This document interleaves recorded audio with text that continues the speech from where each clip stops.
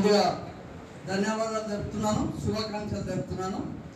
తెలంగాణ ఉద్యమకారుల జేఏసీ మీతో పాటు ఎల్లప్పుడూ ఉంటుందని చెప్తూ, అదేవిధంగా ఏదైతే 1969 తొలిదశ ఉద్యమంలో, మధ్యదశల ఉద్యమంలో కూడా పూర్తిగా జర్నలిస్టుల సహకారం పాత్ర ఉన్నది.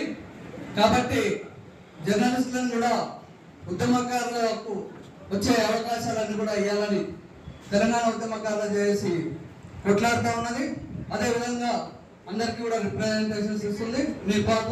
మీతో పాటు కలిసి మేమందరం కూడా ముందుంటామని చెప్తూ, ఏదైతే ఈ సమావేశానికి అధ్యక్షత వహిస్తున్నటువంటి మోహన్ బైరాగన్న, అదేవిధంగా వేదిక అలంకరించిన పెద్దలు, జర్నలిస్ట్ మిత్రులు, అదేవిధంగా ముందు ఆశీనులైన మిత్రులు, కొందరు తెలంగాణ ఉద్యమకారులు, అదేవిధంగా ఇప్పుడే విచ్చేసినటువంటి మన సత్యనారాయణకు, కాచం సత్యనారాయణ కూడా స్వాగతం, సుస్వాగతం. నిజంగా కూడా ఇది చాలా శుభ పరిమాణం. ఎందుకంటే జర్నలిస్టులను ఏమంటారు, ఇప్పుడు ఈనాడుకు రాముడు ఎట్లయితే ఇంతకు ఇప్పుడు ఆ సీఈఓ కూడా ఆయన కూడా ఒక ఆయన ఇట్లుంటారు, వాడికి 10th తరగతిలో పాస్ కాదు. అటువంటి వ్యవస్థ తయారైతే ఉన్నది. ఇంకొక గమ్మత్తైన విషయం ఏంటంటే, భారతదేశం లోపల అక్రిడేషన్ ఇచ్చినటువంటి ఎక్కువ అక్రిడేషన్ ఇచ్చినటువంటి రాష్ట్రం ఏదైనా ఉందా అంటే అది మన తెలంగాణ రాష్ట్రమే. ఇక్కడ ఆనందరావు ఉన్నాడు, అక్కడ డబ్బు రామస్వామి ఉన్నాడు.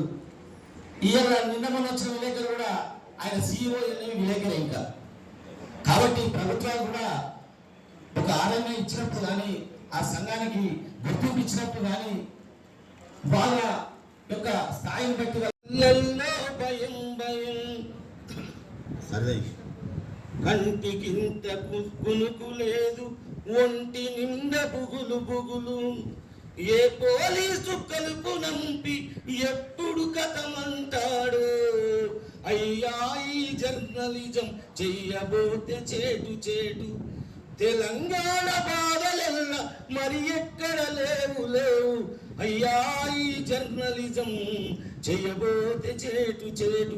సరదాయింది, మీరు అడ్జస్ట్ చేసుకోవాలి. పల్లెల్లో విలేకరుల కళ్ళల్లో భయం భయం, కంటికింత కుదురు లేదు, ఒంటి నిండా బుగులు బుగులు, ఏ పోలీసు పిలుపు నంపి ఎప్పుడు కథమంటాడు, అయ్యా ఈ జర్నబోతే చేటు చేటు, అయ్యా ఈ జర్నలిజం చేయబోతే చేటు చేటు. నిజం చెబితే అధికారులు నిలువున కాల్చేస్తారట, నిజం చెబితే అధికారులు నిలువున కాల్చేస్తారట, నిజం చెబితే ముందులు అబద్ధాలు రాయబోతే ప్రజలేమో ఉగ్రులైరి, అబద్ధాలు రాయబోతే ప్రజలేమో ముందును వెనక పోయి ముప్పున మా బతుకులాయ, ముందును ముప్పున మాయ. పత్రికలే ప్రజలవైతే మీరే చెప్పండి బుద్ధి, అయ్యా ఈ జర్నలిజం చేయబోతే అయ్యా ఈ జర్నలిజం చేయబోతే చేటు చేటు. ఇటువంటి దుర్భరమైన పరిస్థితులు అప్పుడు నికార్సైనటువంటి విలేకరులు ఇది 1996లో 96 లోపల రాసినటువంటి పాట ఇది. అయితే ఇప్పుడు వాస్తవానికి ఇంకా మన బాధల గురించి చెప్పుకోవాలంటే, విలేకరులు ఏముంటుందంటే పొద్దుగాలగానే మన డప్పరామసాన్న తెల్ల అంగేసుకొని బయటకు వచ్చి హోటల్ చాయకాడ కూర్చొని గల్లెగరేస్తాడు, కానీ ఇంట్లో పోతే ఏముండదంట. అక్కడ మొత్తం ఏమంటారు, ఈ బోలు పోకులు కొట్లాడడం ఉంటుంది. ప్రతి ఒక్క విలేకరు సంగతి కూడా అంతే. నేను నిజం చెప్తా ఉన్నా, ఇళ్ల స్థలాలు ఇస్తా అన్నారు, అక్రిడేషన్లు ఇస్తా అన్నారు, హెల్త్ కార్డులు ఇస్తా అన్నారు.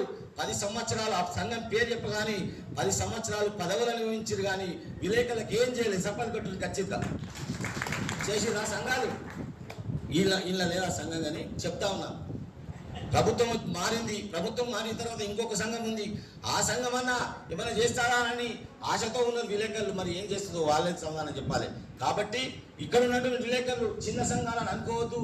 చిన్న గడ్డి పొరగలే గడ్డి ఒక పెద్ద తాడుగా తయారైనట్టు మీరందరూ కలిసి కూడా ఏకంగా ఉంటే ఖచ్చితంగా మనం అనుకున్నటువంటి ఇళ్ల స్థలాలు వస్తాయి, అక్రిడేషన్లు వస్తాయి, హెల్త్ కార్డులు వస్తాయి, అన్నీ వస్తాయి. ఖచ్చితంగా మీరు కలిసి ఉన్నారు. ఫస్ట్ ఒక విలేకరు అంటే ఎట్లున్నారంటే, నీ పాత్ర సంఘం పంజరంలో చిలుక పాత్రికేయుడు కాడు, గొర్రెల మందతో కలిసి గొలుసు పోకడపోడు, కార్మికుల కర్షకుల కష్టజీవుల మనిషి, కాలమే తన కొరకు మడిసి నట్టి నగిసి, నీ పాత్ర సంఘముల గొప్పదోయి ఓ పాత్రికేయుడా కలుపు చేయి, నీ పాత్ర సంఘముల గొప్పదోయి ఓ పాత్రికేయుడా కలుపు చేయి, కటకట ప్రజలపై కాల సర్పము కాటు, పటపట విరిగేటి రాజకీయపు సీటు, పటపట విరిగేటి రాజకీయ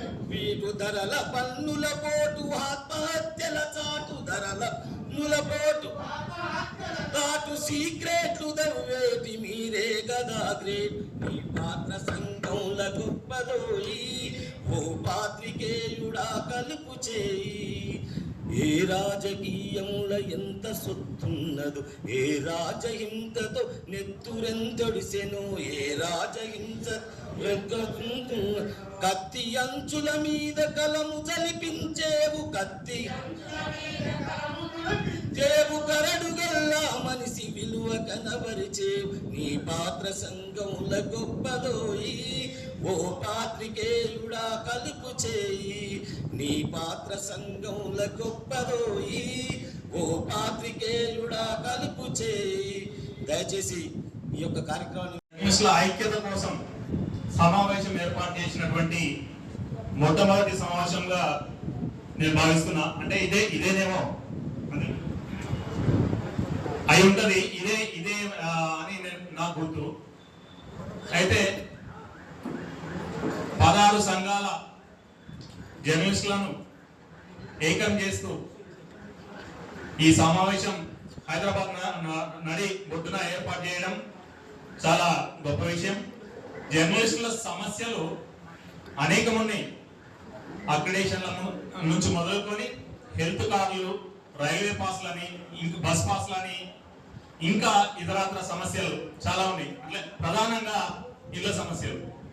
ఏ జర్నలిస్టు సంఘమైనా ఒక ముఖ్యమంత్రి దగ్గరకో, ఉప ముఖ్యమంత్రి దగ్గరకో, లేకపోతే సంబంధిత శాఖ మంత్రి దగ్గరకు వెళ్ళి మాకు ఇది కావాలి, ఏంది హెల్త్ కార్డు కావాలి, ఇంకోటి రైల్వే పాసులు కావాలి, అది రిన్యూవల్ చేయాలి. అంటే ఈ చిన్న చిన్న పనులకు కూడా మంత్రుల దగ్గరికి వెళ్ళాల్సిన సందర్భం ఏర్పడుతుంది. అంటే వాళ్ళకి తెలియదా అసలు ఆ రైల్వే పాస్ అనేది ఎంత ఒక చిన్న విషయం. అది ప్రతి సంవత్సరం రిన్యూవల్ చేయాల్సిన బాధ్యత వాళ్ళపైన ఉంటుంది. అంటే ప్రధాన సమస్యలుగా ఇవే మనం అనుకొని ఈ సమస్యల్ని విన్నవిస్తూ మళ్ళా సంవత్సరం మళ్ళా అదే సమస్యని విన్నవిస్తూ మళ్ళా వచ్చే సంవత్సరం కూడా మాకు జర డబుల్ బెడ్రూమ్ లేదు, మాకు కొంచెం జీతాలు అంటే జీతాలున్న జర్నలిస్టులు జీతాలు పెంచుది, జీతాలు లేని జర్నలిస్టులు చాలా ఇబ్బందుల పరిస్థితుల్లో పడాల్సిన సందర్భం ఉంది. అంటే జర్నలిస్టుల సమగ్రమైనటువంటి జీవన విధానం కోసం, ఒక జర్నలిస్టుల కోసం సమగ్ర చట్టాన్ని తీసుకొస్తే తప్ప ఈ సమస్యలు తీరవు. కాబట్టి 16 జర్నలిస్టు సంఘాల ప్రతినిధులు